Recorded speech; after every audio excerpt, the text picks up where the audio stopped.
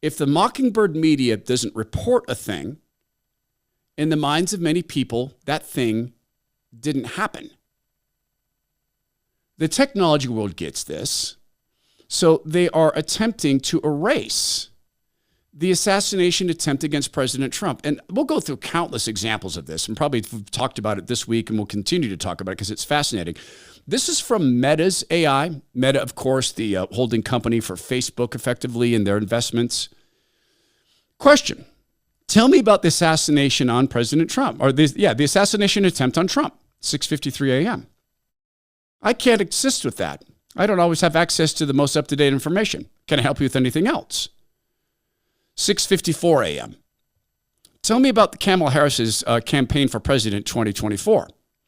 Kamala Harris's 2024 presidential campaign announcement. Kamala Harris announced her 2024 presidential campaign on July 21, 2024, after President Joe Biden withdrew his bid for re-election and endorsed her platform. Harris advocates for a similar domestic platform to Biden, supporting national abortion protections, LGBT, so-called T+ rights. So it had that at its fingertips, but man, assassination attempt against President Trump, what are you talking about? We don't have any information on that. Now, of course, most of the public knows that President Trump was nearly murdered and Corey Compantore was murdered. We know that. Most people know it. The bet here is this, and you can see it with the Mockingbirds. They don't want to investigate it. They don't want to dig into it.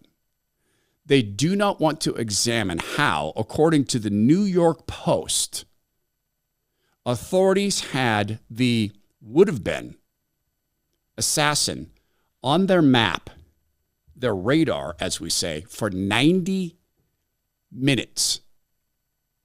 One officer texted a group chat saying, hey, just so you know, a guy tailed us in here and is walking around.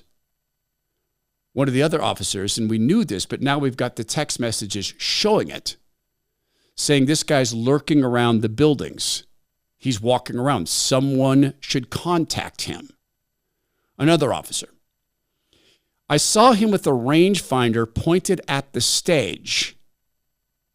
Response, send a uniform after him.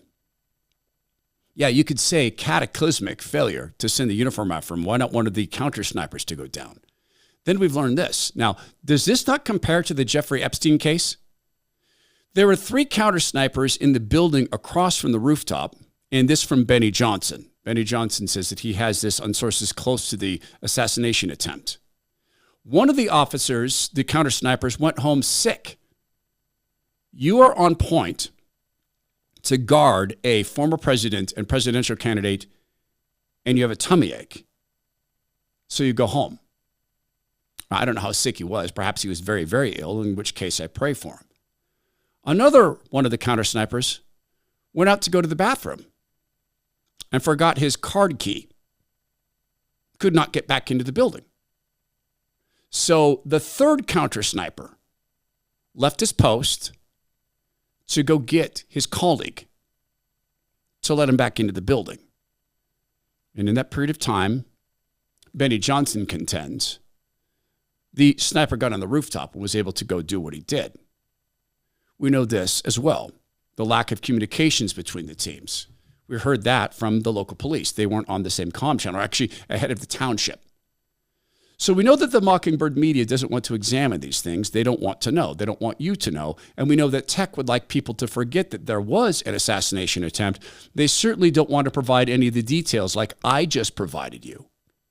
We'll continue to track this because I refuse to give up on it the same way we refuse to give up on COVID, because it's very, very important that we refuse to give up on it. And one day, perhaps, God forbid, Kamala Harris's people will cheat enough, lie enough that she'll be installed as the new official figurehead. If that happens, she'll be running organizations like this. You think things are going to change?